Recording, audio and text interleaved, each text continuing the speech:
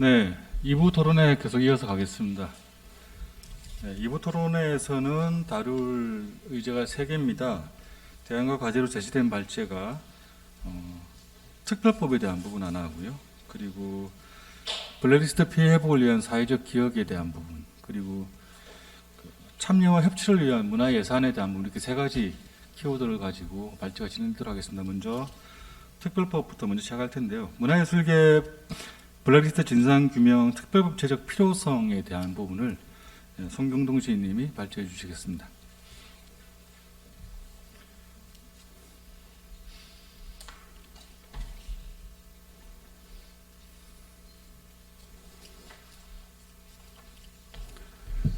네, 시승 송경동입니다.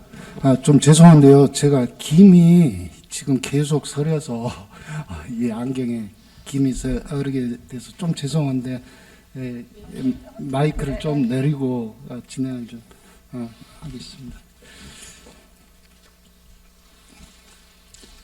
예, 저는 먼저 지난 블랙리스트 진상조사의 어쩌다 보니 주요한 논의 과정에 일꾼으로 좀 참여를 했고요. 그 진상조사의 총괄간사 이런 역할을 좀 맡게 됐었습니다. 근데 이제 와서 돌이켜 보면 좀 잘못했다는 게 많고 시행착오가 많았었던 건 아닌가 싶어서 사실은 저 자신에게도 좀 부끄럽고 그렇지만 그런 진상규명을 요구해왔던 저희 문화예술인들 그리고 전체 사회에 좀 죄송한 마음을 가지고 있습니다. 그 블랙리스트 진상규명이라는 게 투명하게 좀 되지 않으면서 그리고 철저하게 되지 않으면서 그 이후에도 계속되는 추가 참사들이 계속 이루어지는 것 같아서요. 그런 부분에 대해서 좀 더불어서 책임을 느낍니다. 하지만 이런 사과나 반성은 사실은 저나 저희 문화예술인들 그리고 지금도 그 미진한 진상규명과 후속 조치를 위해서 노력하고 있는 저희 문화예술인들이 해야 될 일이 아닌 거죠. 사실은 명백한 국가폭력 이었습니다. 그것도 가공할 만한 사건이었던 거죠. 한 사회에 2만여 명에 이르는 문화예술인들을 부당한 정치적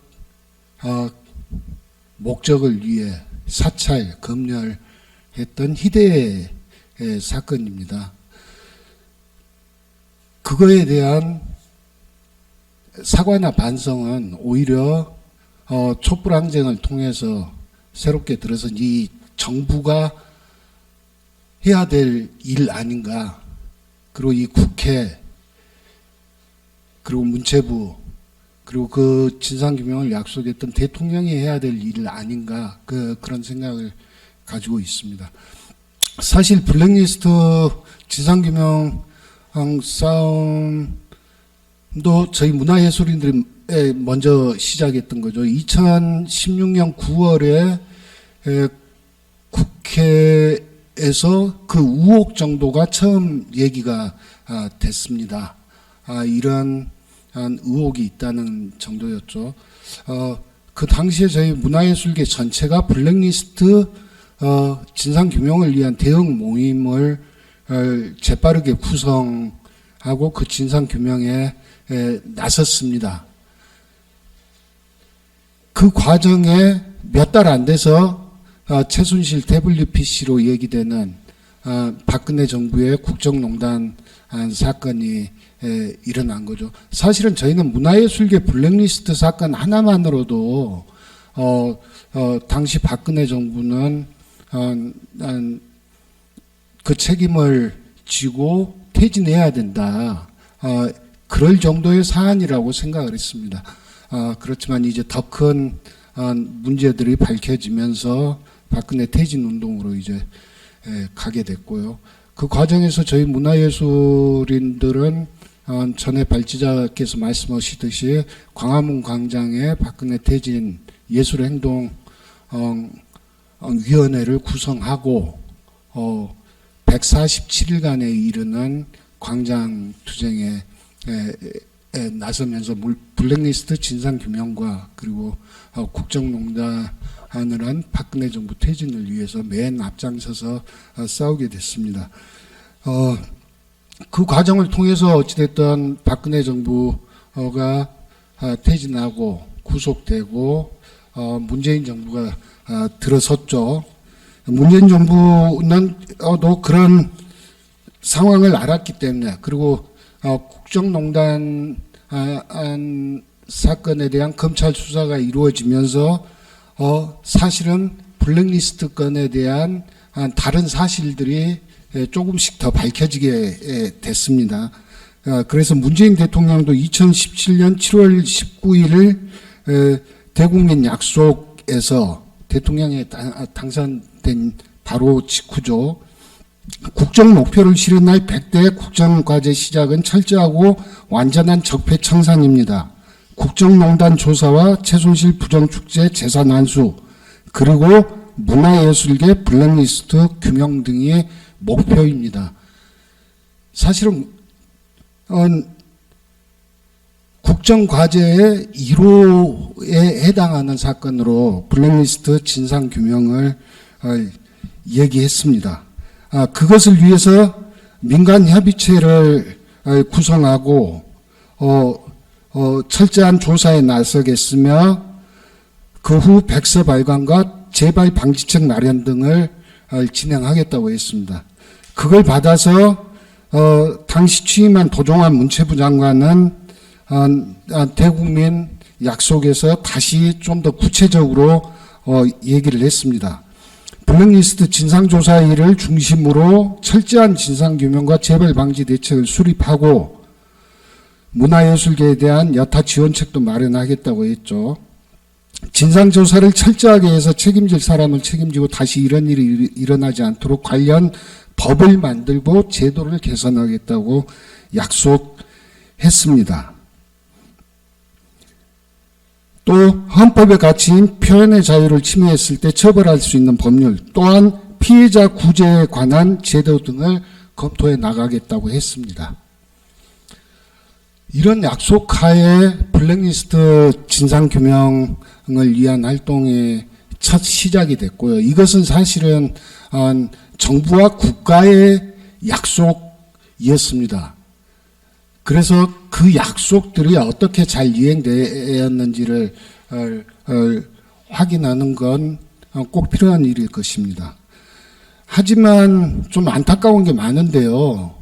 문재인 정부 들어와서 블랙리스트 진상규명 관련해서는 철저하지 못했습니다.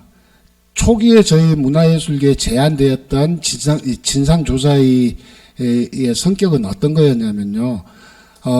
3개월짜리 한시적인 위원회, 그리고 위원 3명의 상근 조사관을 두는 정도의 위원회로 제안이 되어 왔습니다. 이명박근혜 시절 10여년에 걸쳐서 자행되었던 블랙리스트 진상조사를 하는데 이게 말이 됩니까? 3개월짜리 위원회에 조사관 3명 두고 하겠다는 거였어요. 플러스 1개월 연장할 수 있다는 게 문체부, 정부죠. 이 정부의 제안이었습니다. 그래서 이런 걸로는 도저히 안 되지 않냐 해서 당시 저희 문화예술계들이 장르를 막론하고 다 모여서 협의를 해서 문제 제기를 했죠. 그 과정에서 블랙리스트 진상 조사를 위한 구성을 위한 TF를 다시 제안해서 구성하고 거기에서 민의 중심이 된 블랙리스트 진상조사를 하게 되었습니다. 그때도 사실은 저희 문화예술계의 고민은 뭐였냐면 이게 문체부 장관 안에 자문기구에 불과한 진상조사위로 이 진상조사가 될 수 있냐? 그 전에 진행되었던 세월호 진상조사위 등등의 사례를 보더라도 이건 어떤 법적 근거나 힘도 가질 수 없는 것 아니냐? 이런 문제의식이 많아서 사실은 저희는 그 전에 문재인 대통령 후보 그 본부랑 협약을 맺을 당시에는 사실은 대통령 직속 진상조사위원회였습니다. 그게 애초의 약속이었던 거예요. 근데 그게 이제 문체부 장관 자문위원회로서의 진상조사위로 제안이 왔던 거고, 그래서 고민이 초기부터 많았습니다. 대통령 직속이면 대통령령은 아시듯이 법률에 준합니다. 그래서 일정한 조사 권한이든 법적 권한을 충분히 가질 수 있었습니다. 그렇지만 그 당시에 저희 문화예술계가 좀 순진했었는가 보죠. 문체부 장관 등을 통해서 그런 대통령 직속 진상조사위에 준하는 권한과 역할을 할 수 있도록 최대한 받침을 하겠다였어요. 그래서 그 과정에 저희도 사실은 그것을 수용하고 받아들였던 좀 시행착오가 있긴 했습니다. 지금 생각해 보면 그 당시 좀 시간이 걸리더라도 대통령 직속의 진상조사위원회 구성으로 갔어야 됩니다.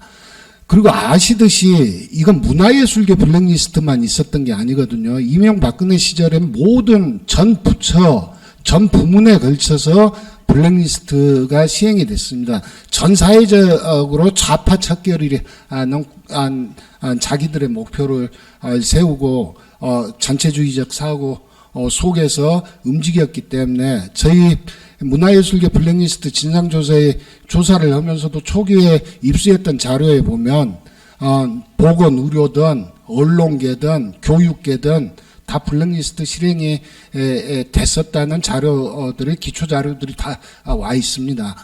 그래서 이것은 문체부에만 한정된 진상조사에 그것도 장관 자문기구 성격으로는 되지를 않는다. 그 모든 걸 포괄해야 되기 때문에 대통령 직속 진상조사위여야 된다는 게 우리들의 입장이었습니다.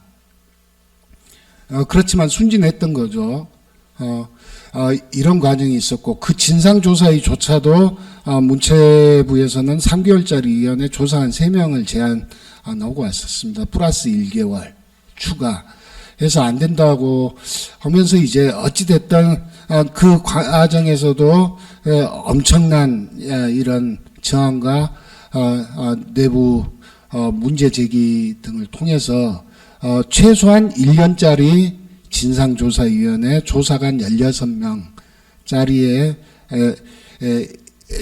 이런 좀 부족한 이런 위원회가 출발할 수밖에 없었습니다. 아시듯이 그 진상조사위라는 게 조사관들이 들어와야 조사를 할 수 있을 거잖아요. 조사관들은 들어와서 사건 파악이 먼저 돼봐야 조사에 들어갈 수 있습니다. 그러면 이건 공채로 들어와야 되기 때문에 조사관이 충원되는 기간만 최소 3개월이에요.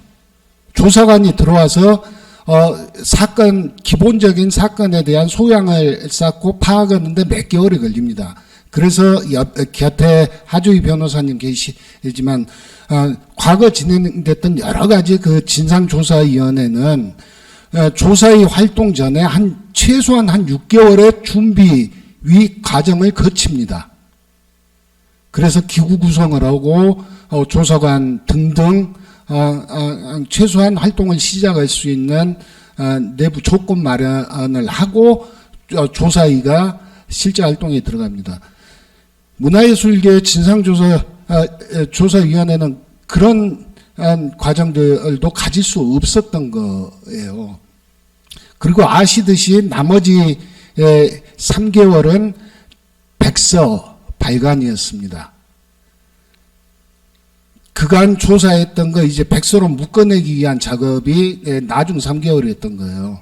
그러면 실제 조사를 할 수 있었던 건 몇 개월 되지 않고요. 아시듯이 또 조사의 안에서는 제도 개선위원회를 둘 수밖에 없었습니다. 문화예술계 여러 정책적 필요에 의해서 거기에 몇 명의 조사관들이 빠지고, 그럼 이게 몇 명의 조사관들로 정말 고생들 많고 지금도 참 고마운데 엄청난 그런 열악한 조건 속에서 최소한의 역할을 할 수밖에 없었습니다. 그마저도 그해 2017년 한 8월에 출범하고 12월에 가자. 문재인 정부 그리고 여당에서는 블랙리스트 진상조사의 2018년 예산을 빵원을 만들어 왔었어요. 야당 핑계를 대고 야당이 반대해서 못했다. 그 조사의 활동 기금도 많지도 않았습니다. 한 8억 원밖에 안 됐어요. 조사관들에 대한 아주 작은 활동비 정도가 거의 전부였습니다. 그것도 그 대통령의 국정과제 1호 약속이고 문체부 장관의 1호 약속이고 등등 했지만 정부 여당에서는 그걸 지키려는 어떤 의지도 보이지 않았었던 거예요. 그래서 빵원을 만들어서 사실은 진상조사의 문 닫아라였습니다. 그것은 진상조사에 있었던 위원들이나 기타 내부에서 모두 확인되었던 사실이었으니까요.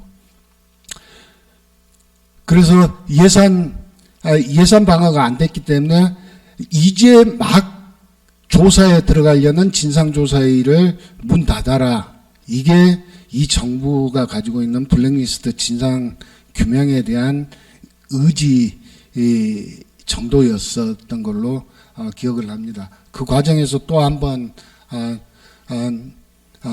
여러 내부적인 투쟁과 또 일들이 있었어야 됐던 거고요. 그 진상조사위도 아시겠지만 권한이 없었기 때문에 그 당시 진행되고 있던 박근혜, 김기춘 등 국정농단 세력의 재판 기록 정도도 제공받을 수가 없었습니다. 그 당시 검찰에도 문의를 하고 요청을 했죠. 문화예술계 블랙리스트 건 관련된 조사 자료 정도라도 협조를 해줘야 어찌됐든 국가기관인 자문위원회라는 권한 없는 권한이 부족한 기구지만 어찌됐든 국가기구의 하나이기 때문에 협조가 돼야 되는 것 아니겠냐 했지만 어떤 법적 권한도 가지고 있지 않기 때문에, 그리고 등등 재판 중인 사건이기 때문에 어떤 자료도 공유해 줄 수 없다였습니다. 2심으로 넘어가면서 재판 기록도 마찬가지로 제공받을 수, 그 정도 자료 제공도 받을 수 없었던 게 진상조사위였습니다. 나중에는 어떻게 그 자료 확보를 했냐면, 곁에 저희 민변에서 저희 여러 변호사님들이 초기부터 엄청난 노력과 도움을 함께 주셨는데, 저희 피해자들이 민사소송으로 이 재판을 걸어놓은 게 있었잖아요. 이 피해자들이 본인의 재판을 위한 증거 자료로 요청하는 걸로 해서 저희 피해자 변호인단을 통해서 검찰 1심 자료, 2심 자료의 일부를 받을 수 있었습니다. 그것을 저희 피해자들이 저희 진상조사위에도 조사 의뢰를 했기 때문에 그 조사 의뢰의 증거 자료로 또 제출을 해 주신 거예요. 이게 사실은 블랙리스트 진상조사위의 위상이었습니다. 그리고 아시듯이 진상규명의 중심에는 이명박근혜 시절 청와대와 국정원이 핵심에 있습니다. 아시듯이 블랙리스트 재판에서 피해자는 초기에는 어떻게 설정이 됐냐면 저희 문화예술인들과 국민이 아니라 문체부나 문체부 산하 기관의 직원들이었어요. 상급자들의 권한 남용, 부당한 지시에 의해서 피해를 받은 피해자는 그 하급 공무원들로 법적으로는 정의가 돼 있는 상태였습니다. 그 정도로 허점이 많았던 거죠. 그럼 어찌됐든 그 실행의 축인 국정원과 청와대 그리고 검경 등도 일정 부분 블랙리스트 실행에 관여했다는 증거 자료들이 있었습니다. 왜 그러냐면 국정원이든 청와대든 이 민간 문화예술인들을 사찰 등등을 하려면 자료들이 필요하잖아요. 그 정보를 어디에서 제출받나요? 경찰 등이었습니다. 그리고 예산 배제, 지원 배제 등을 하려면 개개인을 지원 사업에서 탈락시키는 경우도 있었지만 또 어떤 형태가 많았냐면 아예 예산 자체를 없애버리는 거예요. 그 분야에, 부분에. 그러면 국정원과의 협업이 필요했습니다. 기재부와의 협업이 필요했습니다. 그래서 기재부 등등도 블랙리스트 실행에 관여했던 최소 자료들이 확인됐어요. 그럼 당연히 이 진상조사의 기본을 하려면 이명박근혜 시절 청와대와 국정원, 기타 기관들에 대한 조사가 기본이고 필수였습니다. 하지만 그 당시에 진상조사의 당시 국정원에도 요청을 했지만 국정원도 하는 얘기가 그거예요. 문체부 장관 자문위원회인데 어떤 조사 권한도 없는 기구에 그 자료 제공을 해줄 수 없다였어요. 그래서 최소 자료 외에는 국정원에서 실행됐던 블랙리스트 실행 자료 등등에 대해서 제공조차 받을 수 없어서 확인조차 불가했습니다. 조사는 더더욱 불가했던 거고요. 이게 사실은 저희가 백서로 만들어놨다는 블랙리스트 진상조사에 저는 편의적으로 얘기하자면 일기 진상조사의 실체입니다. 좀 전에 토론에서 저희 이제 일기 진상조사의 조사 결과 그리고 김기춘 등의 재판 과정에서 밝혀진 피해 사례 등등을 통해서 최소한의 피해자 배보상 등이 이루어져야 되지 않냐 얘기도 하고 있고 또 이 다음 발제에서는 블랙리스트 사건 등등에 대한 재발 방지 그리고 그런 사건에 대한 역사적 교훈, 사회적 교훈을 위한 사회적 기억 사업 등등을 해야 되지 않냐 이런 발제도 준비되고 있는 걸로 알고 있는데요. 사실은 그 모든 것의 첫 단추는 그리고 모든 이런 과거사 진상조사의 첫 단추는 투명하고 철저한 진상조사고 규명입니다.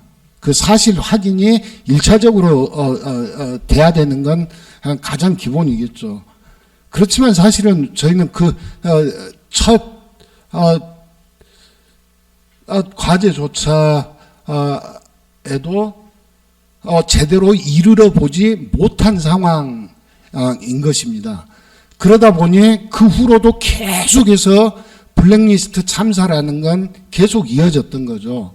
1번이 뭐냐면 블랙리스트 진상조사의 1차 끝나고 백서 발간하고 책임 규명안이라는 걸 문체부 장관에게 전달했습니다. 거기에는 그런 미진하고 부족한 조사 과정을 통해서라도 밝혀졌던 행위자들에 대한 일정 정도 책임을 물어야 한다는 규명안이었습니다. 그게 어떻게 나왔나요? 그 당시 언론안을 통해서도 이제 확인됐듯이 셀프 징계 빵명이었습니다. 2018년도였죠. 그래서 또 그런 참사를 막고 또 저희 민간 문화예술계들에서는 받아들일 수 없는 내용들이었기 때문에 블랙 라스트 대행진이라는 걸, 전국 문화예술인 대행진이라는 걸 다시 진행할 수밖에 없었습니다.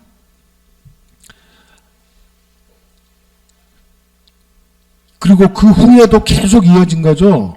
송숙은 경원대 총장, 블랙리스트 실행 당시에 문체부 기조실장이었고 블랙리스트 실행 TF의 단장이었던 사람이었고 나중에 차관까지 했던 사람이죠. 굉장한 책임자입니다. 근데 버젓이 개원예술대 총장으로 가고 거기에 또 저희 예술인들 또 대응할 수밖에 없었고 그 후에 또 하나의 참사는 요 근래에 있었죠. 세종문화회관 사장으로 또 과거 블랙리스트 실행기관의 장이 아무 일 없었던 듯이 또 임명되었습니다. 또 이 국가의 태도는 근데 어떠했냐면 좀 전에 하주희 변호사님께서 말씀하셨듯이 그나마 저희가 민간 예술인들이 민사소송을 통해서 진상규명을 요청했던 청주법원 사건에서 1심에서 최소한의 책임을 지우는 이런 판결이 나오자 이 정부가 항소를 한 거죠. 그래서 항소심이 지금 진행 중입니다. 저희 그 과정에 어떻게 최소한의 조사지만 그걸 통해서 국가폭력의 진실이 많은 부분은 밝혀졌는데 그 판결에 불복해서 정부가 다시 항소를 제기하냐. 하고 항소 포기하고 그 인정을 요구했지만 그 진상규명은 앞으로도 다퉈야 된다. 이런 사유로 지금 국가가 항소하고 있는 거예요. 그러니 이 문재인 정부는 사실은 블랙리스트 건에 관해서 최소한 투명하고 철저한 진상규명도 어떤 까닭에서인지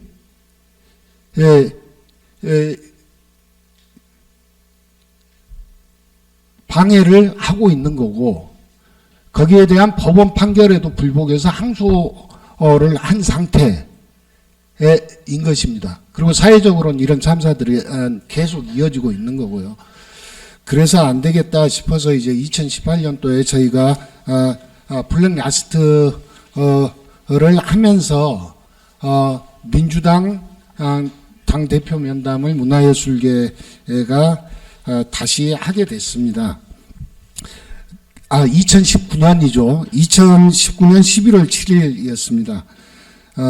간단하게 말씀드리면 당시 민주당 당대표 면담 과정에서 그래서 이런 과정이 다시 확인되고 그래서 집권 여당의 약속을 다시 받아냈던 게 있습니다. 그 당시 약속됐던 건 블랙리스트 진상조사회의가 심의 의결한 131명 책임 규명 권고안에 대한 확인과 재검토, 그리고 블랙리스트 진상규명 특별법에 대한 당 차원의 입법 발의 등 추진 등등이었고요. 이 블랙리스트 진상규명 및 문화행정혁신을 위한 TF를 그 만남 이후 최대한 빨리 구성한다였고 당시 그 약속은 이행돼서 2019년 11월 둘째 주에 부성까지는 했습니다. 하지만 그 약속도 지금까지 안 지켜져 오고 있는 상황입니다. 그래서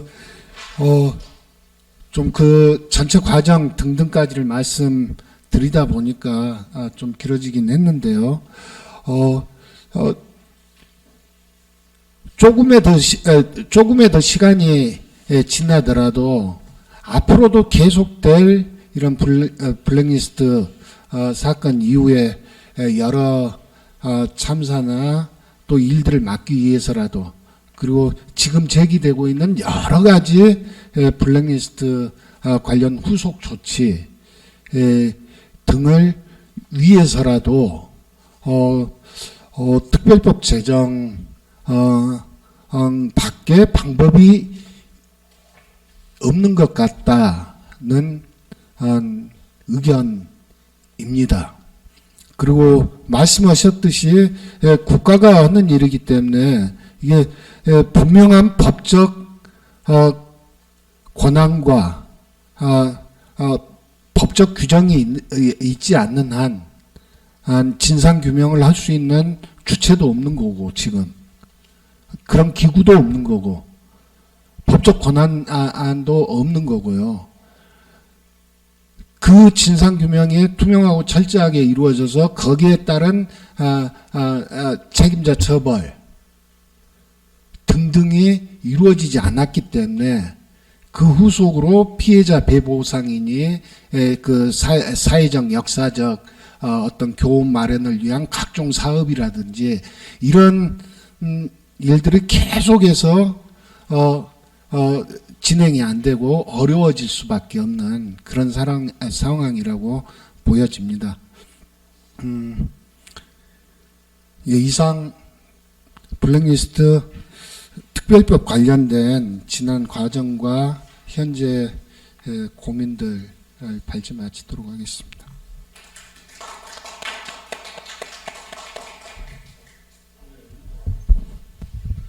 네, 우리 사회가 사실 짧은 시간 동안 굉장히 많은 사회적 참사들을 겪고 있는 게 현실이고요.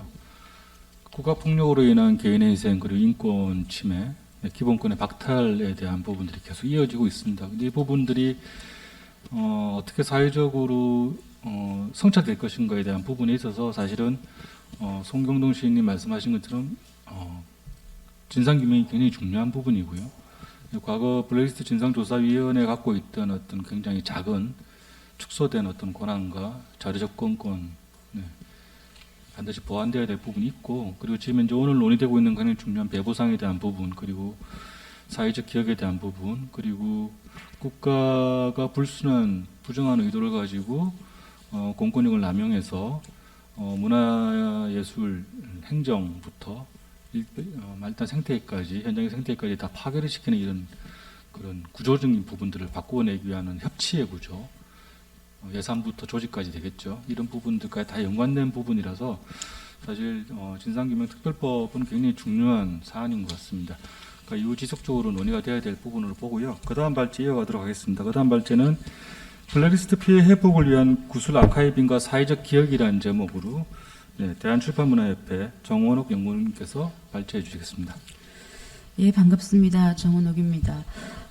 저는 그 문화체육관광부가 작년에 발주한 문화예술 분야 블랙리스트 사건의 사회적 기억과 회복을 위한 방안 연구의 공동연구원으로 참여를 해서 작업을 했고요.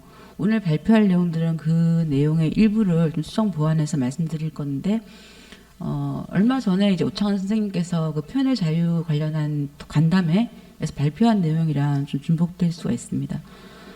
사회적 기억 사업 또는 표현의 자유를 위한 사업, 이런 사업들은 그냥 이제 하는 게 아니고 블랙리스트 진상조사위원회의 권고 가운데 하나였습니다. 그런데 이제 구술 아카이브나 사회적 기억 사업들은 상당한 이제 전문 지식과 인력과 시간과 예산을 필요로 하는 사업이기 때문에 구체적으로 어떻게 할 것인가에 대한 것을 연구 영역으로 진행한 과제라고 할 수 있습니다.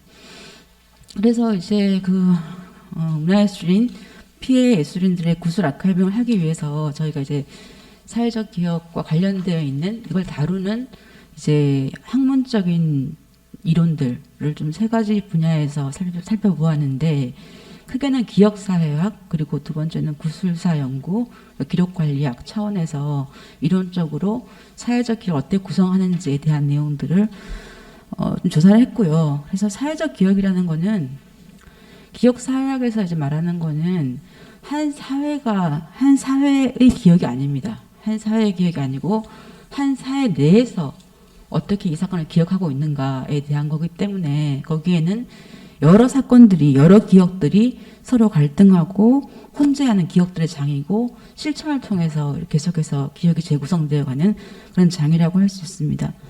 그래서 사회적 기억이라는 것은 다층적이고 일시적이고 콘텍스트적인 성격을 갖고 있습니다.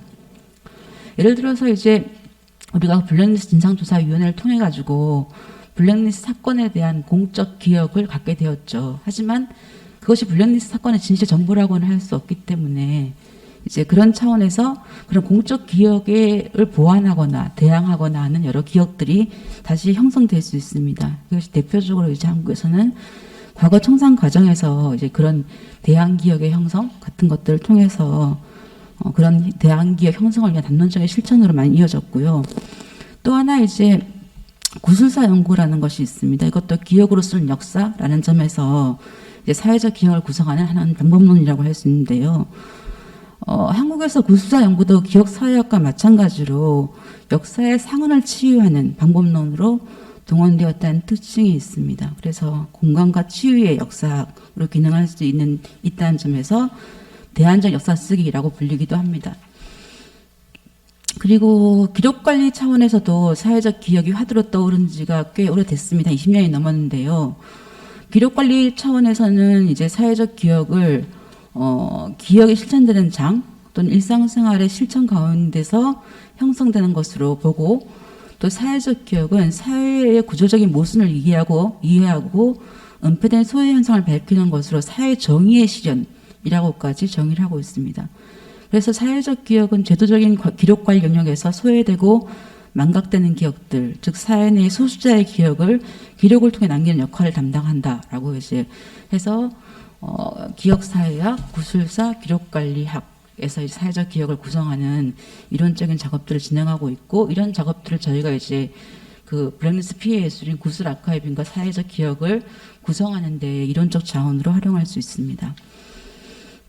그리고 이제 피해 예술인들의 구술 아카이빙 왜 필요하냐라고 하면, 아까 하주희 변호사님 말씀하셨는데, 블랙리스트 피해 예술이 단체와 개인을 합쳐서 총 9,273건에 이릅니다. 그런데 그 중에서 조사가 이루어진 것은 145건, 전체 피해 2.4%에 불과합니다. 진실규명이 다 안 됐다는 얘기는 또 방금 송경동 시인이 하셨는데요. 게다가 6,600쪽에 달하는 백서에는 피해자의 목소리가 거의 담겨 있지 않습니다. 그래서 피해자의 목소리를 듣는 기록 작업은 문화예술인들의 피해를, 광범위한 피해를 가시화하고 실체화하고 구체화하기 위해서 필요합니다. 아까 남한공개 진실하회위원회에 대해서 잠깐 얘기가 나왔었는데, 거기에서는 진실규명을 크게 4가지 범주로 나누어서 이제 얘기를 했는데요. 법적 수사적인 진실이 있겠죠. 개인적이고 내러티브적인 진실, 또 사회적 진실, 치유와 회복을 위한 진실, 이런 4가지 차원으로 굉장히 광범위하게 진실규명의 범위를 설정하고 있습니다. 이렇게 진실규명의 범위를 넓게 설정하는 이유는 가해자와의 화해를 시도하기 위한 토대를 마련하기 위한 것이죠. 그래서 그러한 차원에서 본다면은 사실 블랙리스트 사건의 경우에는 법적 수사적 진실의 일부만 밝혀졌을 뿐이고, 피해자의 개인적이고 내러티브적인 진실, 사회적인 진실, 치유와 회복을 위한 진실은 고려되지 못하였고, 따라서 가해자와의 화해를 시도할 수 있는 토대가 마련되지 못했다라고 말할 수 있습니다. 이러한 차원에서 이제 블랙리스트 사건에 대한 기억은 사건의 기록에서 피해자의 기억 기록으로 전환해야 한다. 그리고 피해자 문화예술인들의 그 블랙리스트 피해 증언 및 구술 아카이빙은 블랙리스트의 진실을 더 풍부하고 입체적으로 재구성하도록 해줄 것이다라고 할 수 있습니다. 그리고 이제 또 무엇보다도 피해 예술인들의 구술 아카이빙이 필요한 이유는 그 블랙리스트 피해자들이 고통을 호소하고 있기 때문입니다. 그래서 피해 회복의 차원에서 이제 구술 아카이빙은 반드시 필요한데요.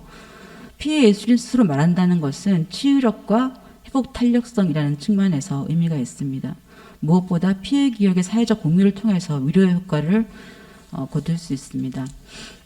블랙리스트 피해자의 대부분은 검열, 배제, 차별이 이루어졌던 시기에는 사건의 실체를 인지하지 못했습니다. 피해 당시의 가해 실체의 불명료성으로 인해서 피해자의 사후적 공포는 가중되고 트라우마도 극심합니다. 사후적으로 재구성된 피해이기에 피해자의 증언을 통해서 그 사건을 명료하고 예술가들의 내적 무기력감을 극복할 수 있도록 해야 합니다. 또한 이제 블랙리스트 사건은 피해 예술인들과 문화예술 공공기관의 신뢰관계를 붕괴시켰다라는 점에서 굉장히 부정적인 영향을 미쳤죠. 구술 아카이빙은 다시 문화예술인들이 예술 현장, 예술 지원 공공기관과 신뢰관계를 회복하고 시민사회 면화 역량을 민주적으로 강화하는 데도 기여할 수 있습니다.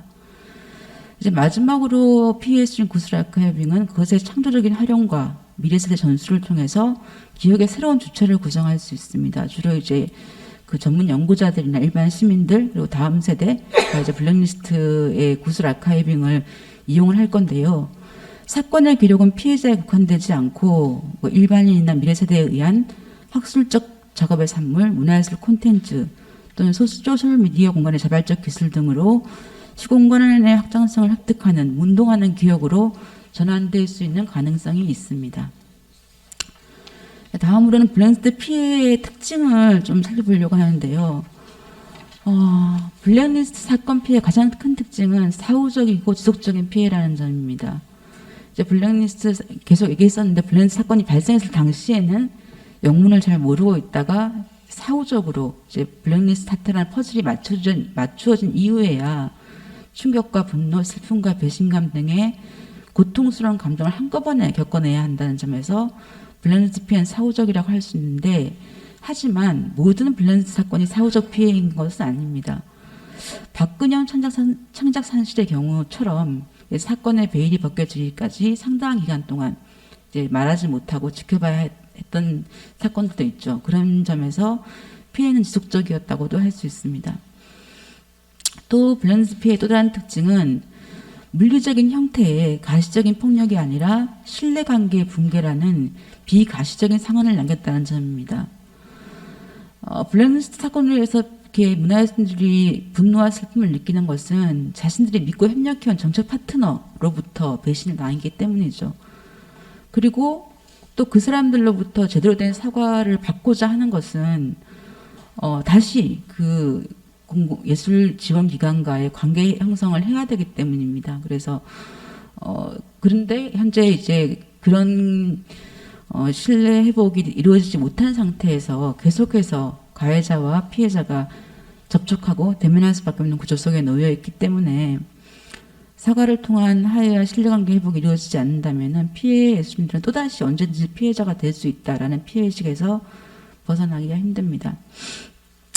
그리고 블랙리스트 피해의 가장 치명적인 것은 이제 의욕의 상실, 무력감, 상실감 등으로 인해서 예술 활동 자체를 중단하거나 포기하게 된다는 점입니다. 이제 그 블랙리스트 백서에 나와 있는 이제 극단 마실 손혜정 피해 진술을 인용을 했는데요. 한 세 줄만 읽어보면은 이 사건에서 제가 받은 피해는 아무것도 할 수 없게 된 점입니다.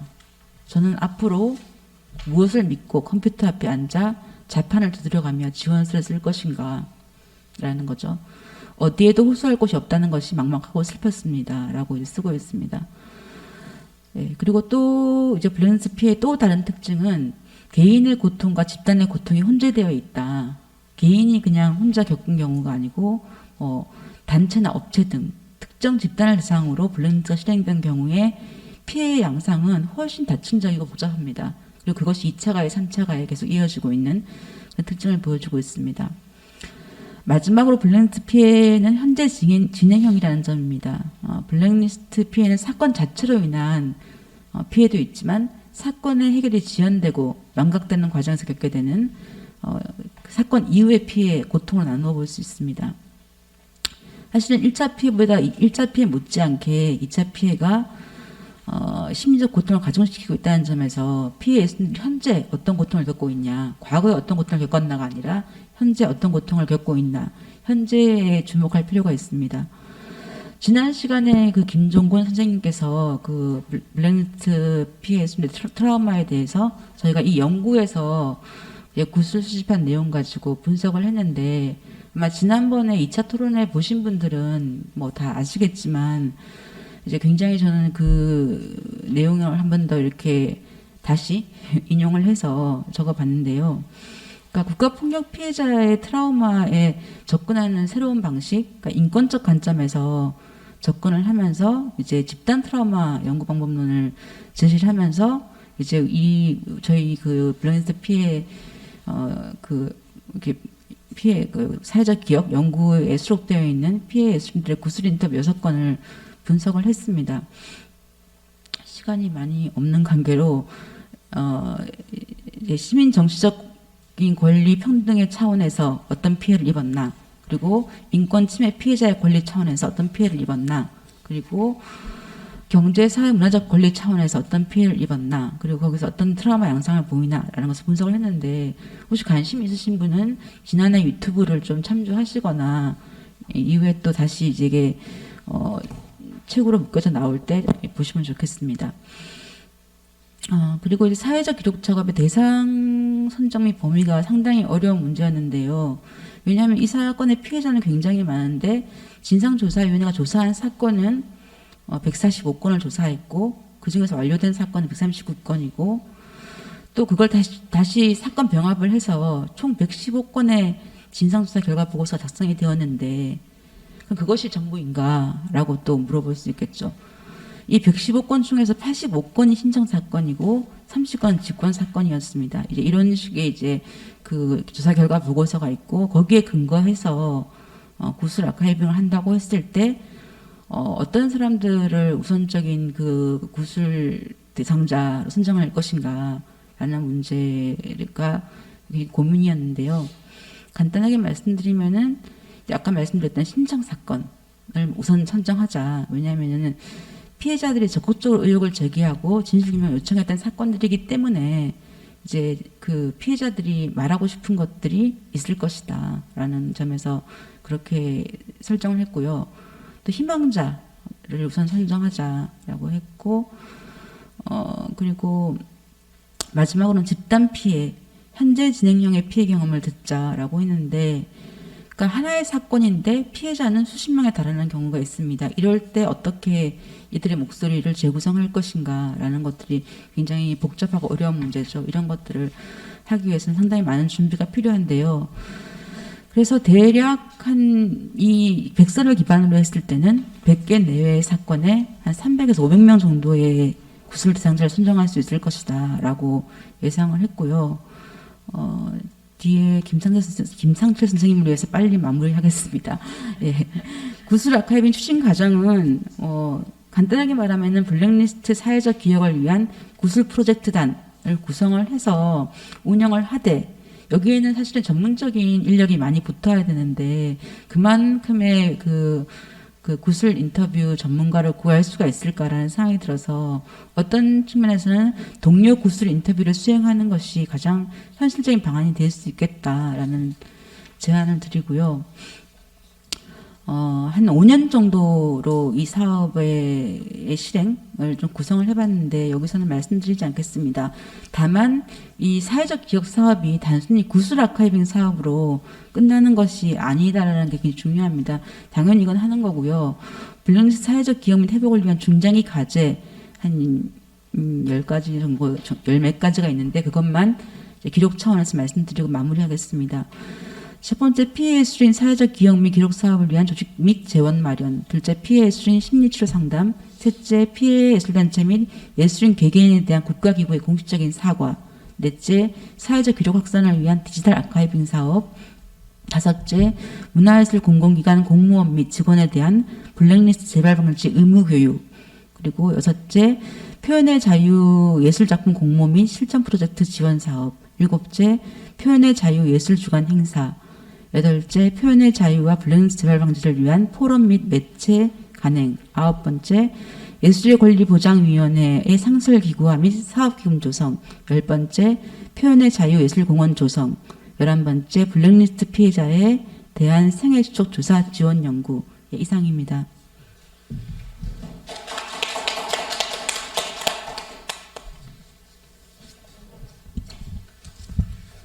네, 오늘 3차 연속 토론의 마지막 발제입니다. 네. 이 부분은 사실 지금 굉장히 첨예한 부분이기도 합니다. 네. 계속 논의되어 왔던 부분이고요. 블랙리스트 사태 이후에 더 가속적으로 현장에서 관심을 보이고 있는 부분이기도 하고 여전히 굉장히 미진한 부분이기도 한데요. 블랙리스트 이후에 문화 재정에 대한 부분입니다. 굉장히 재미있는 발제 제목입니다. 왜 변하지 않는가라는 질문의 단서라는 제목으로 나라살림연구소의 연구위원에 계신 김상철님 발제 듣겠습니다. 네, 반갑습니다. 오늘 길고 긴 토론회의 그 종료 시점을 제가 쥐고 있는 거죠. 네, 굉장히 마음이 무겁습니다. 사실은 좀 딱딱한 주제잖아요. 재정과 관련된 이야기는 좀 다들 중요하다고는 하지만 별로 관심 없고 재미없어하는 영역인 거 알고 있습니다. 그럼에도 불구하고 저는 문화재정과 관련돼서 애초에 이제 그 블랙리스트 진상조사위원회에 있을 때에도 아마 이 재정 분석 작업을 좀 했던 것 같은데 그때에도 좀 말씀을 드렸던 주제가 똑같이 반복이 되고 있습니다. 뭐냐면 블랙리스트를 작동시킨 구조적 힘을 바꾸지 않으면 사실은 블랙리스트의 작동 여부는 국가기구의 재량에 속하게 됩니다라고 하는 이야기였습니다. 그러니까 문화재정의 작동 방식 자체가 사실은 블랙리스트를 작동시키기 용이한 재정 구조가 되어 있다면 지금 존재하지 않는 블랙리스트는 사실은 재량껏 안 쓰는 것이지 구조적으로 배제되었다고 보기 힘든 거 아니겠는가라는 질문을 드렸고요.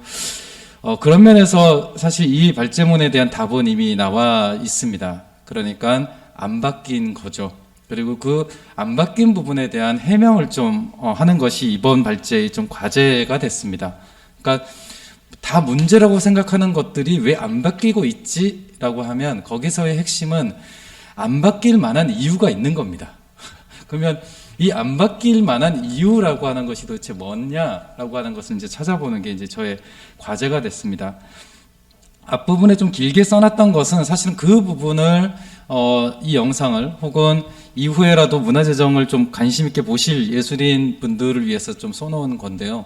재정이라고 하는 건 기본적으로 재분배 과정입니다. 그러니까 개개인의 소득을 개인이 지출하는 것이 아니라 이것을 공적 재원으로 다시 부분적으로 환수하고 이것을 재분배함으로써 개인이 지출하는 것보다 더 효과적인 재정의 그 의미를 만들어내는 것이 재정의 의미가 되는 거죠. 그렇게 본다면 이 재분배 과정에 참여한다라고 하는 것, 이 재분배의 구조가 어떻게 되냐라고 하는 것은 굉장히 정치적 과정일 수밖에 없습니다. 왜냐하면 그 재분배를 필요로 하는 현재의 상태를 어떻게 정의하느냐. 그러니까 지금 문화정책에 있어서의 가장 부족한 부분이 뭐냐라고 하는 것을 정의하는 것도 힘이고요. 두 번째로는 그 문제를 해결하기 위한 우선순위를 만들어내는 것도 힘이고 그것을 결정하는 자리에 참여하는 사람과 참여하지 못하는 사람도 힘의 관계가 되는 거고 궁극적으로 그 사업을 통해서 한정된 재원을 지출함으로써 1차적으로 누구에게 편익을 제공하고 그 편익을 제공받은 측이 어떤 방식으로 공익을 형성할 거냐라고 하는 것도 사실은 정치의 과정입니다. 그러니까 그런 것들에 대한 것이 실제 이 예산 혹은 재정의 구조라고 하는 부분에 놓여 있다라고 하는 것이고요. 그런 면에서 지금 문화체육관광부의 재정 구조는 사실은 구조적 담합 구조가 여전히 연장되고 있는 형태다라고 하는 것이 이제 제가 갖고 있는 전제고요. 그런 구조적 담합이 왜 연장되느냐라고 했을 때에는 그거는 우리가 인정하든 인정하지 않든 사실상은 우리 스스로 합의한 어떤 그 현상 유지의 힘에 근거한다라고 하는 것이 제가 좀 해명하고 싶은 전제입니다. 그래서 그런 부분에 대한 것들은 좀 구체적으로 이야기를 드리겠습니다. 그런데 한 가지 사례는 반드시 언급을 하고 싶은데요. 이를테면 작년에 그 3차 추경에 반영이 됐었던 700억이 넘는 공공미술 프로젝트라고 하는 그 희대의 사건을 좀 기억을 해주시면 좋겠습니다. 사실은 단일 장르에서 가장 규모가 큰 형태의 사업이었고 읍면동 단위로 4억 원이라고 하는 균등 배분인 재원이 쏟아진 사업이었습니다. 그런데 이 부분에 대한 리뷰가 거의 없다라고 하는 것 자체가 우리가 굉장히 익숙해져 있는 어떤 그 현상의 구조 이런 것들을 드러내는 거 아니냐라고 하는 질문을 저는 갖고 있습니다. 그러니까 사실 이래저래 욕을 해도 어쨌든 700억 정도의 돈이 균등하게 뿌려지는 것에 대한 불만이 없는 것, 이게 지금 우리가 합의하고 있는 문화재정의 담합구조 아니냐라고 하는 질문을 갖고 있고, 저는 이런 질문이 굉장히 공격을 받기를 원하고 있습니다.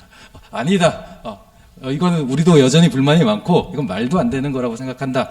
라고 하는 이야기를 좀 이렇게 토론을 해보고 싶다라고 하는 것이 이제 좀 실마리로 던지고 싶은 사례고요. 두 번째로는 일종의 재정 구조와 관련됐을 때 가장 유의해야 되는 부분 중에 하나는, 우리는 상향식 논리가 굉장히 아름답고 민주적인 거라고 생각을 하지만 때때로 구조를 바꾸는 힘에 있어서는 하향식의 개입이 필요할 때도 있습니다. 특히 재정 구조는 그렇습니다. 그러니까 재정 구조는 위에서 아래로 바꾸는 것이지 아래에서 위로 바꿀 수 있는 것이 아닙니다. 왜냐하면 사업의 수립이나 재정의 편성 자체가 위에서 아래로 만들어지기 때문에 그렇습니다. 그래서 이런 부분에 이 재정 구조의 변화라고 하는 것은 불가피하게 하향식의 방법론을 적절하게 같이 썼어야 되는데, 사실은 우리가 그 그러니까 하향식의 방법론을 쓸 수 있는 그런 고민을 지난 시간에 좀 못했던 거 아닌가라고 하는 반성도 좀 있습니다. 그러니까 그것을 지나치게 이제 예술계 현장 논의, 현장 담론이라고 하는 방식의 방점을 찍으면서 이것을 이제 끌어서 올리려고 하는데 시간이 굉장히 많이 허비를 했기 때문에 이걸 위에서 아래로 좀 같이 내려가면서 이걸 고치는 이런 부분에 대한 고민이 다소 미진했던 것이 아닌가라고 하는 것이 이제 제가 이야기를 하고 싶은 두 번째의 단서입니다. 현재 문화재정의 구조와 관련돼서는 그 다음 장에 보시면 재정 규모로 놓고 보면 2017년에 그 규모에 비해서는 엄청나게 늘어난 것은 맞습니다. 그러니까 100만, 1000만, 50억, 100억, 그렇죠. 5조 6천억에서 6조 8천억으로 늘어났으니까 한 1조 2천억 정도가 요 5년 기간 동안 늘어난 것은 맞습니다. 그러니까 굉장히 규모상으로 그 문화재정의 규모가 커졌다라고 하는 것은 분명한 사실입니다. 그런 면에서 재정은 규모로 접근하면은 함정에 빠지게 되어 있습니다. 왜냐하면 모든 재정은 늘어나는 순중의 속성이 있기 때문에 그렇고요. 그랬을 때 오히려 핵심인 것은 구조적인 측면을 좀 봐야 됩니다. 그 다음 장에 보시면 그럼 어디서 늘었냐라고 하는 거죠. 근데 되게 재미있는 게 국민체육진흥기금하고 관광진흥기금만 늘었습니다. 나머지는 는 게 없습니다. 그러니까 그 얘기는 뭐냐면 착시가 존재한다는 거죠. 문화재정 이렇게 부르는데 사실은 문화재정은 는 게 아니라 문화재정에 같이 끼어들어 있었던 관광기금하고 체육기금의 증가 때문에 이게 이제 착시를 일으키고 있는 겁니다. 근데 문제는 문화체육관광부가 다른 사업부처에 비해서 굉장히 독특한 재정구조를 갖고 있는데, 그게 뭐냐면 굉장히 작은 일반 회계와 굉장히 많은 기금들이라고 하는 구조를 갖고 있습니다. 그것을 단적으로 볼 수 있는 게 밑에 2021년 문화체육관광부 재정구조인데요.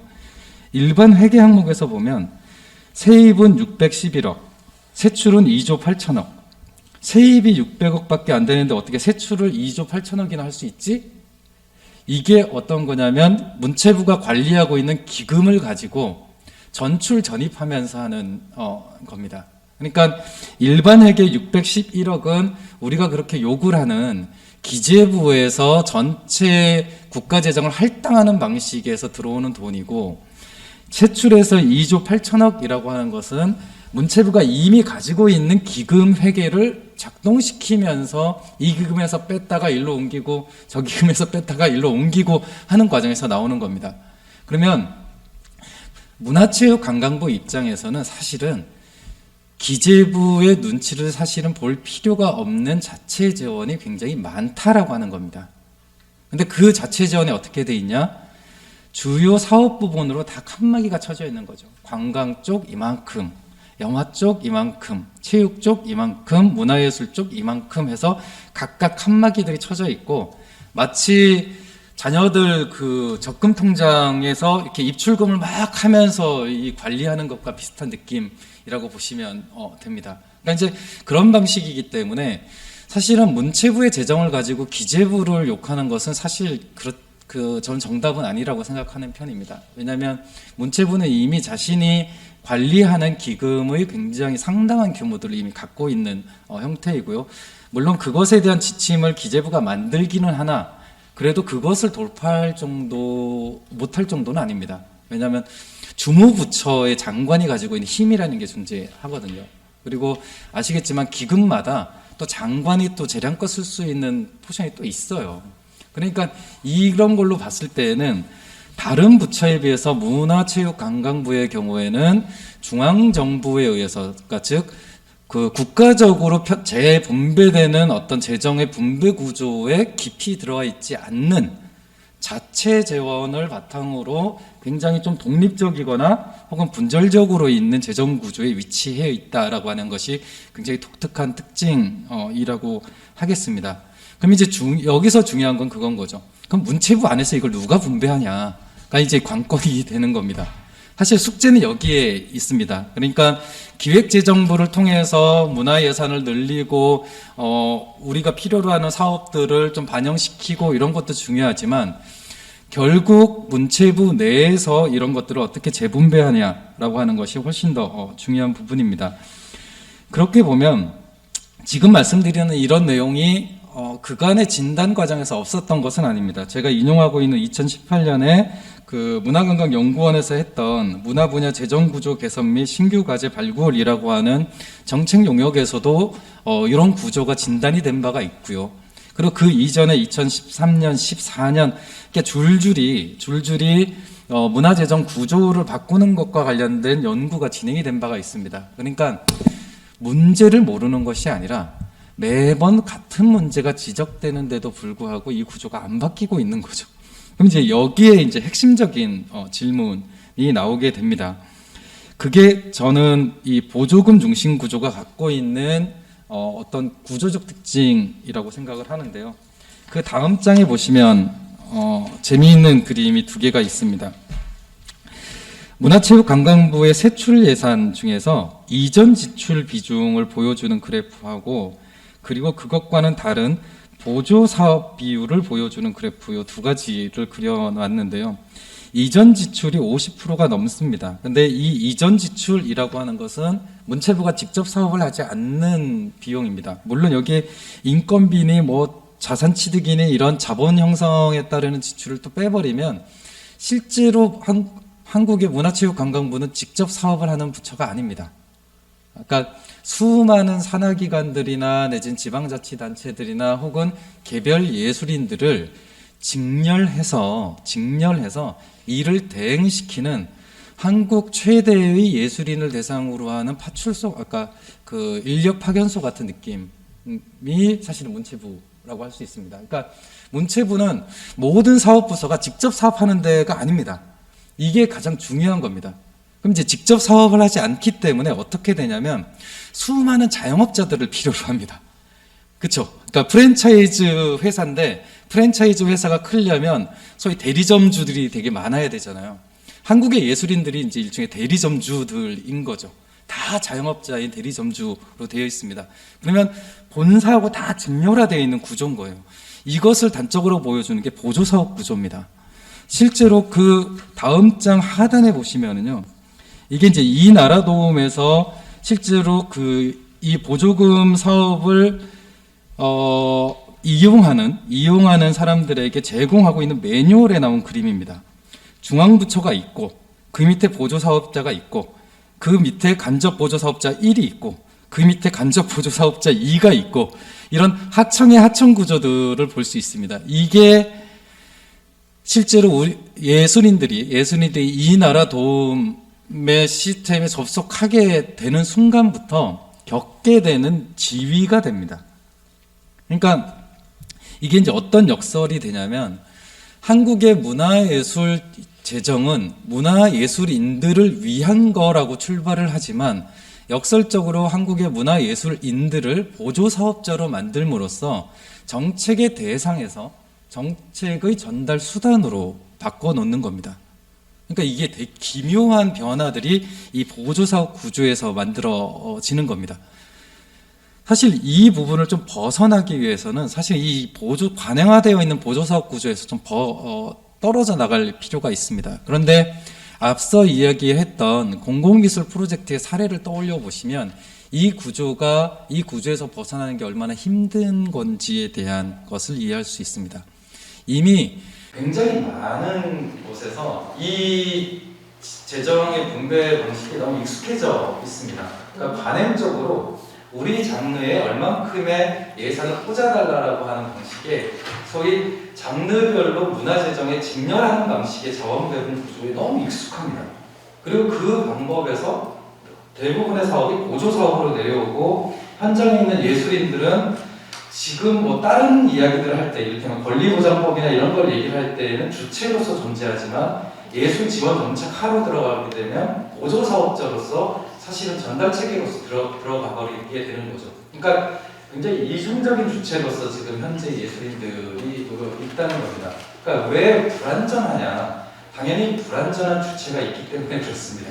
정부에 대해서, 국가에 대해서 완전히 배당할 수 있는 주체로서 예술인이라고 하는 것은 적어도 재정이라고 하는 측면의 속성을 놓고 봤을 때는 거의 가능하지 않다라고 하는 거고, 여기서 몇 가지 사항들을 더 밀어붙이면 이 구조를 존립시킨 것은 사실은 유신시대에 만들어졌던 문화예술진흥법 체계입니다. 문화예술진흥법 체계의 가장 핵심적인 골자는 장르별 지원 체계를 제도화하는 것이고요.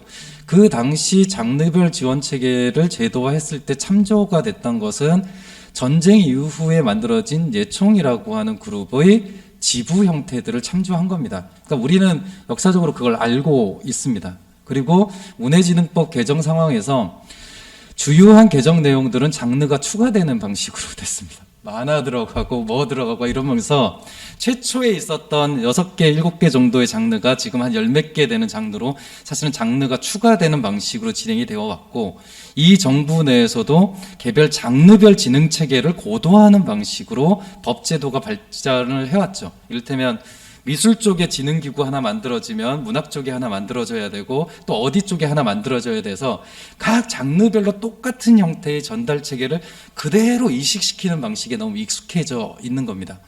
이것에 따라서 재정이 흐르고 그 재정이 흐르는 것은 사실은 이명박 박근혜 때랑 똑같습니다. 그러니까 지금 이런 구조인 것이죠. 그러면 이걸 어떻게 좀 넘어설 수 있느냐라고 했을 때 저는 두 가지 정도를 이야기를 드리고 싶습니다. 첫 번째는 국민참여예산제 관련된 표를 한번 봐주시면 좋겠는데요.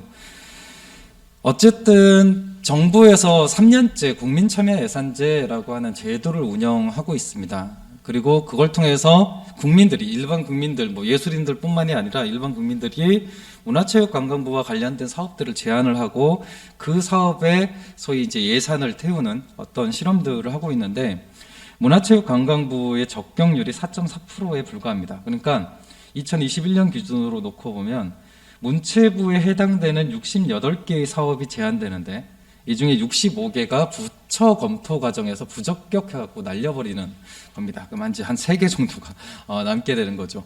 그러니까 사실 예술인들 중에서 국민참여예산제도가 있는지 아시는 분들도 거의 없을 겁니다. 그러니까 이와 같은 참여제도들을 통해서 실제로 사업을 반영하거나 혹은 그런 경로를 통해서 싸움을 계속 해 갈 수 있는데 이 부분에 대한 것들이 없다라고 하는 것이고요. 저는 그런 부분에서 실제 예술인들이 예산이나 재정에 직접 참여할 수 있는 기존의 제도들을 굉장히 적극적으로 활용해야 된다. 그래서 이 제도의 힘을 타고 좀 붙을 수 있는 계기들을 만들었으면 좋겠다는 거고요. 두 번째는 국토부나 행안부에서 운영하고 있는 예산심의회라고 하는 내부 거버넌스가 있습니다. 이거는 굉장히 중요한데요. 왜냐하면 각 부처마다 있는 예산심의회에서는 예산 편성의 방법, 예산 요구안의 작성, 그다음에 기금이나 일반 회계 간의 관계, 주요 핵심 사업 이런 것들을 다 결정하는 게 바로 이 예산심의회입니다.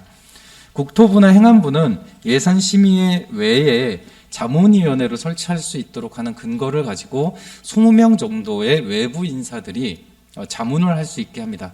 그리고 이 규정에 그 자문의 내용을 반드시 수용해야 된다라는 규정을 넣었습니다. 그러니까 굉장히 높은 수준의 자문 내용이죠. 실제 그 다음 장 상단에 있는 12조 자문위원회 설치 및 운영이라는 조항을 보면 그 사망에 그렇게 나와 있죠. 예산심의회는 연도별 예산심의를 함에 있어서 자문위원회의 자문 내용을 최대한 반영하여야 한다라고 하는 의무 규정을 넣어서 적어도 자문위원회라고 하는 그 부처 외의 전문가들이 예산 편성 과정에 굉장히 높은 수준으로 참여할 수 있게 해놨습니다. 이 규정을 갖고 있는 데가 행안부, 그 다음에 농림수산부, 국토부, 그 다음에 뭐 이런 데거든요. 근데 이 부처의 특징이 뭐냐면 이 부처들이 공이 보조 사업이 많은 데입니다. 그러니까 농림부 같은 경우는 농업수당 주잖아요. 그래서 엄청나게 보조 사업자들이 많은 거고, 그다음에 국토부도 굉장히 보조 사업자가 많습니다. 지방자치단체나 이런. 그러니까 보조 사업자가 많은, 그러니까 이해관계자들이 많은 예산을 편성하는 데는 당연히 예산심의회를 두고 거기에 자문기구를 두고 있습니다. 문체부 없습니다. 예산심의회가 없습니다. 그래서 이제 물어봤어요.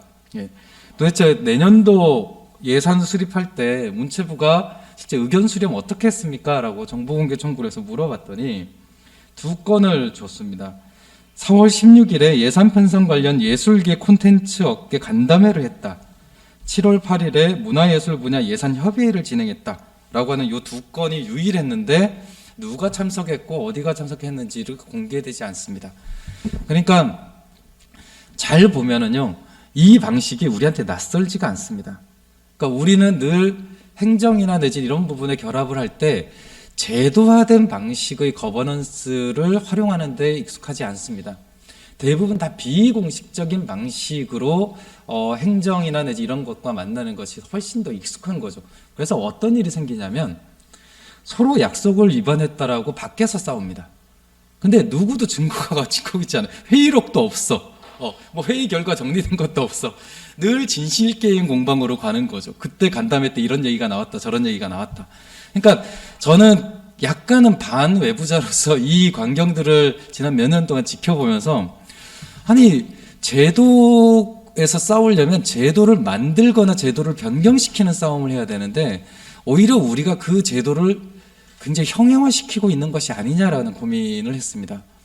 일례로 제가 최근에 그 블랙리스트 관련된 후속 조치 TF도 그렇고 권리부장법과 관련된 논의 테이블과 관련돼서도 정보공개 청구를 했는데 회의록이 없습니다.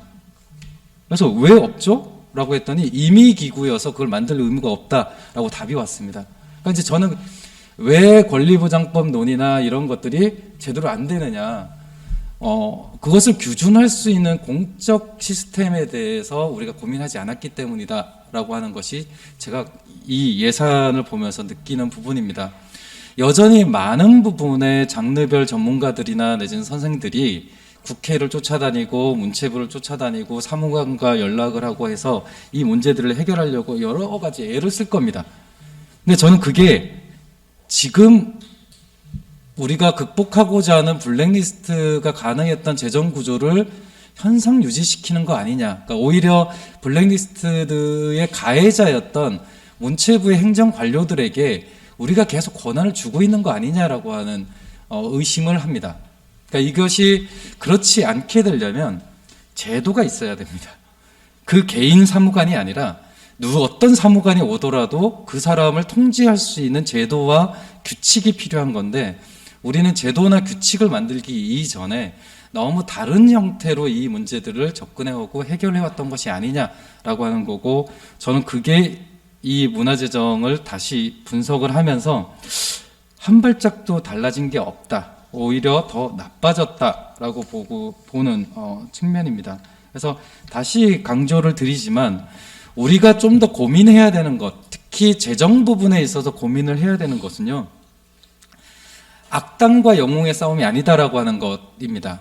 오히려 우리한테도 익숙했던 어떤 것들을 끊어내는 과정일 수도 있습니다. 그러니까 즉 상대방을 개혁시키려면 당연히 자기 개혁 의지가 같이 병행이 될 때 의미가 있을 것 같습니다.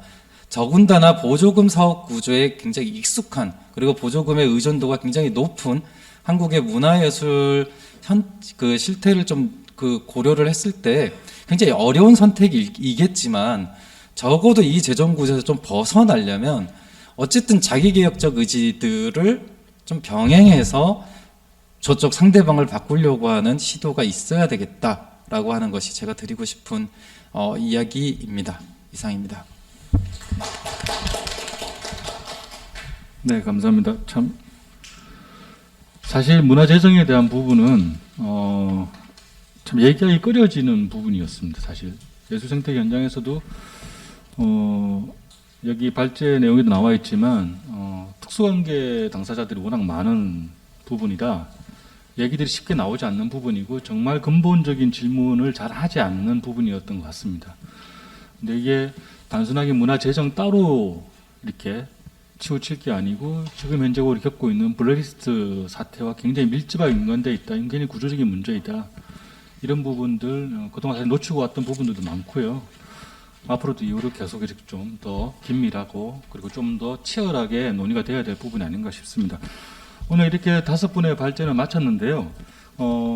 저희가 오늘 그 2부의 발제와 관련해서 토론 시간을 좀 갖도록 하겠습니다. 우선 유튜브에 질문이 하나 올라왔는데요. 블랙리스트 피해 보상 특별법이 생긴다면 이 법을 통한 미진했던 블랙리스트 진상조사를 마저 진행하는 게 옳을 건지 아니면 예술인 권리보장법을 근거로 미진한 진상조사를 진행해야 하는지 궁금합니다. 라고 이렇게 질문이 하나 올라왔어요. 네. 제가 잠깐 말씀드릴까요? 예술인 권리보장법은 이미 제정이 돼버려서 그 법 안에 그 전 지나간 블랙리스트 진상 규명과 관련된 조사 활동을 할 수 있는 근거가 없습니다. 사실은 블랙리스트 진상조사위 할 때 내부 논의가 있었는데요. 내부 논의에서는 그럼 이게 미진한 상태로 진상조사가 완료될 수밖에 없는 한계가 있는데 이 부분에 대한 후속 조치를 어떻게 가져갈까냐는 전략적 논의가 있었습니다. 그때 한 가지는 뭐였냐면요. 어찌됐든 하나의 법은 이 정부가 만들겠다고 했으니 후속 법안으로 그게 예술인 지위와 권리보장법이었으니 거기에 가칭 표현의 자유위원회 지금 여기에 있는 위원회죠. 그 위원회를 만들고 거기에서 한시적으로 미진한 진상조사 그리고 추후에 제기되는 블랙리스트 사건에 대한 진상조사를 할 수 있는 기한을 두자.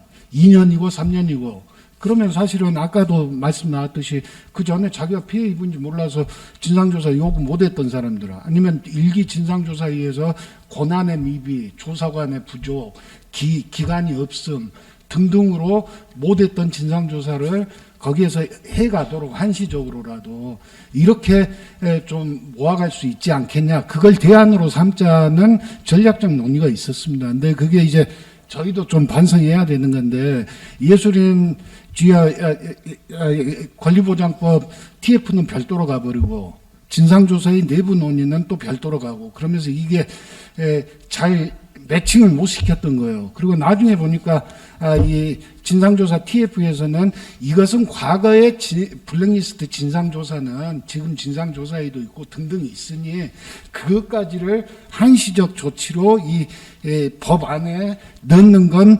어렵다 아니면 또 적절치 않은 것 같다 해서 사실은 빠지게 된 거죠. 그래서 그때 이제 다시 전략적 고민을 그 당시에 했었어요. 그래서 아예 특별법 제정 요구로 가야 되는 거 아니냐 내부 등등도 있었지만 그게 우리 민간 문화예술계도 굉장히 피로감이나 등등 역량의 한계 등등이 있는 것 같다 하는 게 판단되면서 추후 과제로 놓기로 하고 대신 또 하나 주요하게 저희가 전략적 논의를 해서 이제 해놨던 게 이행협치 추진단이에요. 그럼 일기 진상조사에는 이렇게 한계가 있는 상태에서 접을 수밖에 없는데 이 이후에 제기되는 블랙리스트 건에 대해서 최소한 공적 역할을 갖는 기구가 필요하다.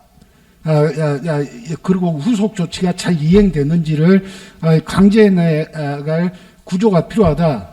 그래서 사실은 그때 제가 주로 제안은 했지만 문체부에게도 요구를 해서 너희들 여기에서 끝나는 거 아니다. 이행협치 추진단 둬야 된다. 그리고 거기는 민간이 중심이 돼야 된다. 해서 이제 그 이행협치 추진단을 문체부 내에 민간이 중심되는 기구로 남기는 걸로 이 정도로 해왔습니다. 그래서 질문에 대한 답변이라면 지금 이미 만들어진 법 내에는 그런 권한과 실제 이 조항이 없기 때문에 힘든 거고요. 그래서 이건 불가피하게 특별법을 통해서 미진했던 진상조사. 사실은 진상규명이라는 게 말이 안 되는 게 지금도 아직도 저희가 문화예술계가 박근혜 국정농단 사건 파면 사유의 블랙리스트 건이 인용이 안 돼버린 거예요. 그래서 아시겠지만 저희가 헌법소원 내놨습니다. 헌법재판소에. 그게 박근혜의 혐의의 블랙리스트 건도 인용돼야 된다 해서 헌법소원 내놨죠. 아직도 김기춘, 조윤선 등등의 이들에 대한 대법원 판결도 아직 안 나왔습니다.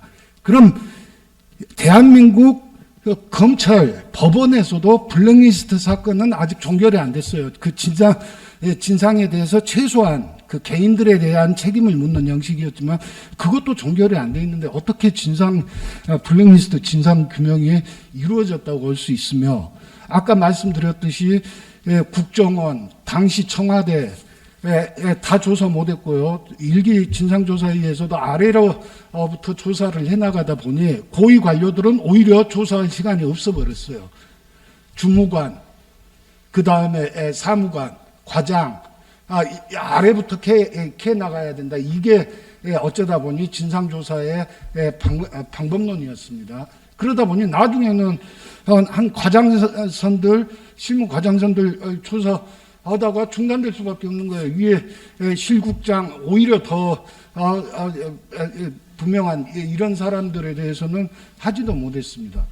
등등 이런 게 있기 때문에 이런 진상조사를 하려면 사실은 수사권, 조사권 저희가 세월호 투쟁할 때 늘 봤듯이 최소한 그 정도 아니면 좀 전에 말씀하셨듯이 그런 특별법에 기반한 진실과 화해위원회 정도의 권한 정도 그리고 거기에서 판결이 나온 게 이걸 통해서 피해자 배보상 그리고 사회적 기억사업 등등 모든 것들이 갈 수 있게 총괄적으로 정리되지 않는 한은 사실은 좀 쉽지 않습니다. 그래서 그걸 병렬 어찌됐든 저희가 예술인의 지위와 권리에 대한 보장법이라도 이제 만들어내고 좀 부족한 게 있고 앞으로도 재개정 투쟁이 필요하지만 그걸 해놓은 건 그나마 하나의 성과이긴 하지만 블랙리스트 진상규명과 관련돼서는 이제 아무런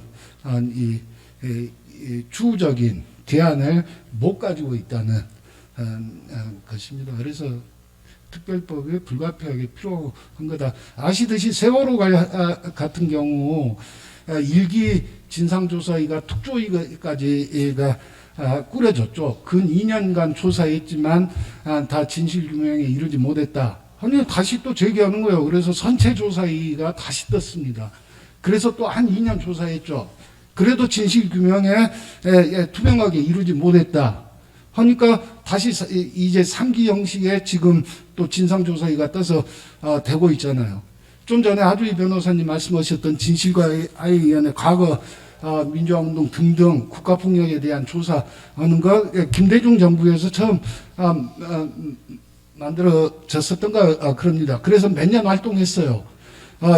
이게 미진하고 그 후에 또 추가 피해 사례 등이 또 확인되지 않은 건들이 있다. 그러니까 거의 20년이 지나서 다시 제기돼서 2기 진실과화해위원회 특별법이 제정돼서 지금 또 진행되고 있는 거잖아요. 네. 우선 이제 뭐 김상조 선생님이 얘기하셨던 것처럼 이제 제도에 개입을 해서 이제 권한을 높여가면서 이제 가는 부분들이 필요해요. 그런데 이제 예를 들면 블랙리스트 지금 이행협치 추진단이 지난번 첫 번째 토론부터 두 번째, 세 번째까지 지금 계속 나오고 있는데 결국엔 블랙리스트 진상조사회 이후에 관련된 이제 과제들이 있어요. 이게 이제 후속 조치나 혹은 이제 피해자 배보상 문제도 있겠지만 이제 제도 개선이라고 하는 부분들, 뭐 예를 들면 재정 구조 문제도 있고 사실은 이제 어떻게 거버넌스 구조나 협치 구조라고 하는 부분에 있어서 현장에 더 많은 뭐라 그러지 권한, 스탠스 뭐 이런 것들이 좀 갖게 되는 것들이 필요했는데 이런 것들이 이제 계속 지지부진하게 끌고 오면서 사실은 이제 피해자 회복 부분을 갖고 한 번 시작하면 3년씩 가고 그랬거든요. 2년, 3년씩 계속 공식적으로 뭐 이렇게 이걸 검토하는, 예를 들면 영진이 같은 경우 영진이의 피해를 검토를 하고 그것들에 대한 피해자 회복 관련된 사업들을 어떻게 할지, 정책들을 어떻게 할지 이런 것들을 해 나가는데도 거의 한 2년, 3년 걸렸죠. 그러니까 뭐냐면은 그게 행정적으로 봤을 때는 공식적인 어떤 행정 체계 안에서 작동을 시켰는데 그게 안 되는 것들이 있었어요. 그럼에도 불구하고 저는 이제 이행협치 추진단이 있었기 때문에 이제 이것과 블랙리스트와 관련된 이제 제도 개선 부분들은 어쨌든 그거를 목적으로 또 현장에서 저희 같이 이제 실천연대나 이런 현장에서 이런 걸 검토하는 토론회를 통해서 그 의견을 좀 모아가지고 독단적으로 문체부가 알아서 혹은 문체부 산하기관이 알아서 검토하지 않고 어쨌든 현장에 점검을 받도록 했던 부분들은 있습니다.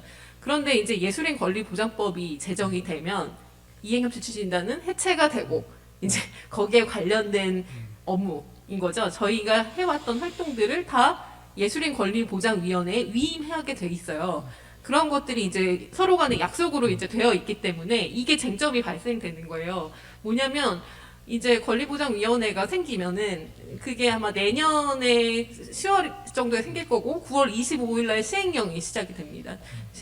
시행령이 이제 발표가 되고요. 그래서 그 빈 구석을 이제 특별법을 제정하기까지 지금도 원래 18년도에 여당 대표가 약속을 했고 뭐 문화비서관이 얘기를 하고 뭐 그런 식으로 국가가 마치 그것들 받아줄 것처럼 했지만 3년이 지난 동안 아무것도 없었었고 이행협치 추진단 하나 갖고 버텨왔는데 이것도 예술인 권리보장법이 그러니까 예술인 권리보장위원회로 갔을 때 그걸 받지 못하고 그러면 그것들에 대한 국가가 책임지도록 하는 공식기구라는 게 저희가 요구하는 특별법이 있지만 거기까지 갈 때까지 사실은 당장에 생기지 않을 거라고 생각하기 때문에 그러면 어떻게 해야 될 것인가라고 하는 부분들이 되게 과제인 것 같아요. 근데 그건 2019년도에도 저희가 논의해서 뭔가 이걸로는 안 되는 것 같다. 그래서 집권여당 대표단과 문화예술계 대표단 만나서 재논의해야 된다. 그 과정에서 특별법 제정 요구하자 해서 만났고 그때 당 대표단이 약속했고 TF까지 꾸렸던 게 있으니까 다른 방법 뭐 사실은 우회적인 게 없고요. 그 정부의 약속 블랙리스트 참사 진상규명도 제대로 본인들의 약속이고 본인들의 책임이었는데 안 한 거예요. 이 국가가 국가폭력에 대한 진상규명을 거기에 대한 책임을 묻고 늦었지만 그 약속에 나서도록 해야 되는 것밖에 없는 것 아닌가 그렇게 생각하고 있습니다. 근데 이제 그러기 위해서 필요한 건 사실은 저희 민간 문화예술계 안에서의 이런 차분한 논의와 공유 그리고 집단적인 어떤 대응의 태세를 최소한 제가 박근혜 퇴진운동할 때 예술행동위원회나 그 후에 이제 일기 진상조사위를 꾸렸을 때처럼 좀 폭넓게 그리고 힘있게 그리고 내용적으로 사실은 연대와 단계를 해야 됩니다. 사실은 그걸 다 좀 전에 우리 김상철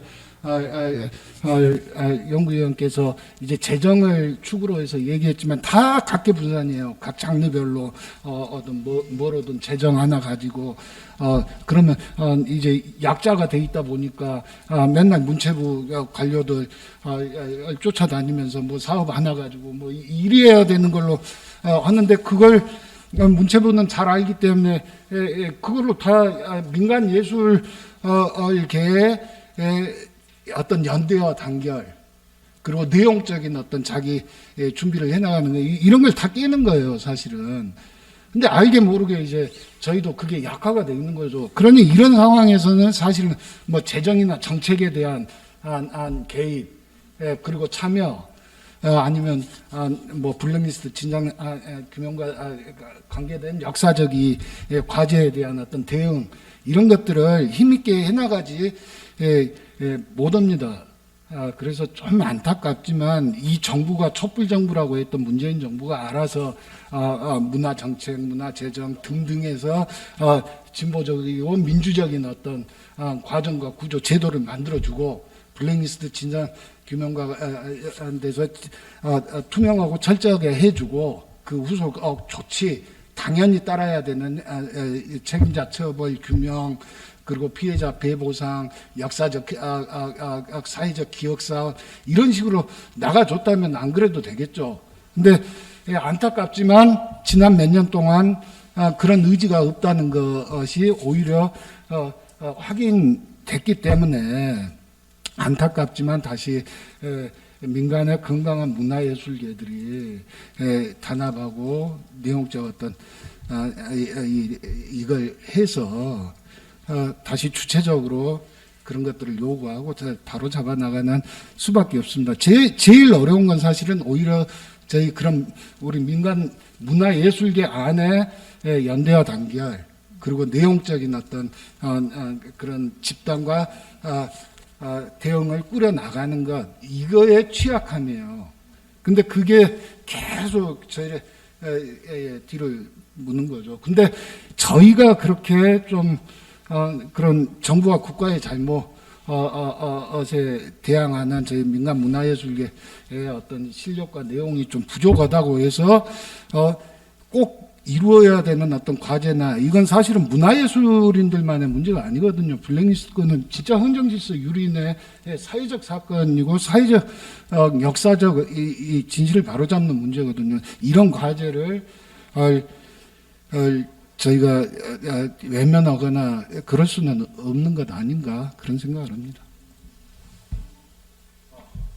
그러니까 저는 길게 얘기를 할 거 아니고 왜냐하면 우리는 다 알고 있기 때문에 그렇습니다. 다 알고 있는데 얘기를 안 하는 거 뿐인 거잖아요. 그러니까 저는 이제 공공미술 프로젝트 예를 들었지만 1년 전에 그 영화진흥위원회라고 하는 곳에서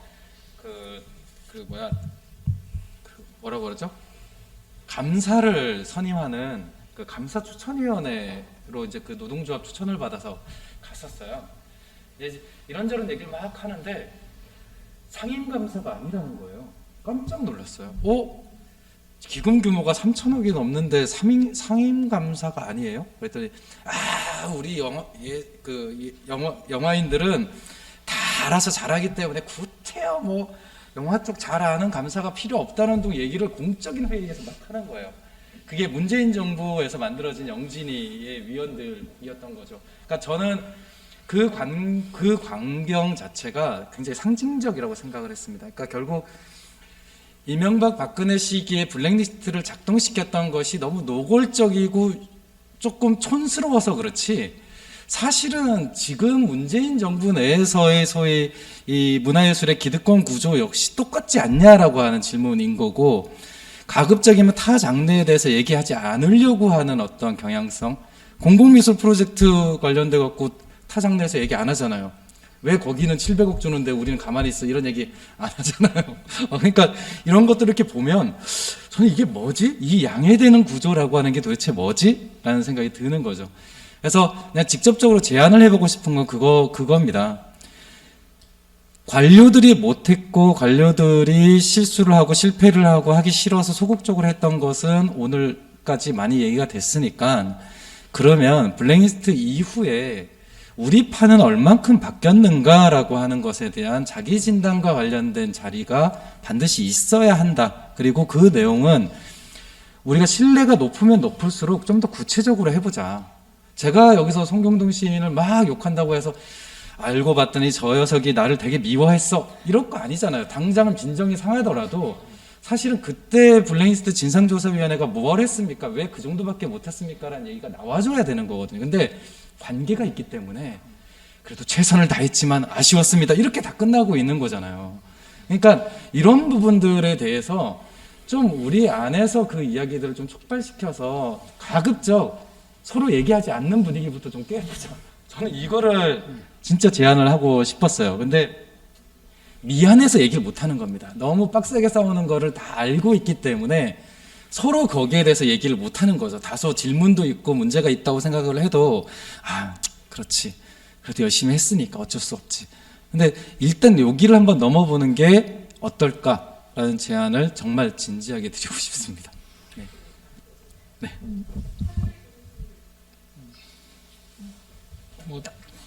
마지막 오늘 토론에 다 너무 많이 들을 수 있는 기회가 되어서 좋았고요.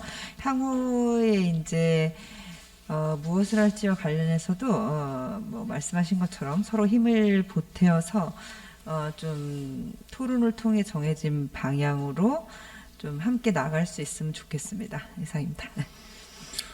네, 오늘 3차 토론회 이것으로 마치려고 그럽니다. 마치려고 그러는데 3차까지 토론을 진행하면서 중요한 그 현실이 점점 구체화되는 것 같아서 사실 좀 그 부분 굉장히 긍정적으로 보여집니다. 근데 안타까운 건 어쨌든 국가폭력의 피해자들이 먼저 성찰하고 그리고 진실 규명도 해야 되고 제도 개선도 해야 되고 하는 사실은 국가라는 단위에서 해야 되는 일을 개인 예술가들이 하고 있다는 게 사실 안타깝고요.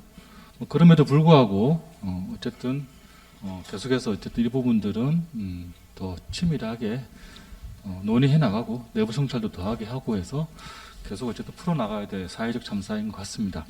그 이후에 저희가 이번 블랙리스트 시국선언 5주년을 맞이해서 가진 3차 연속 토론회에서 만들어진 이 텍스트들을 책으로 출간할 것입니다. 출간할 텐데 이후에 이 방송을 못 보시는 분들 또는 이 현장에 참여 못 하시는 분들은 추후에 이 유튜브 계속 업로드 돼 있으니까 계속 보셔도 되고요.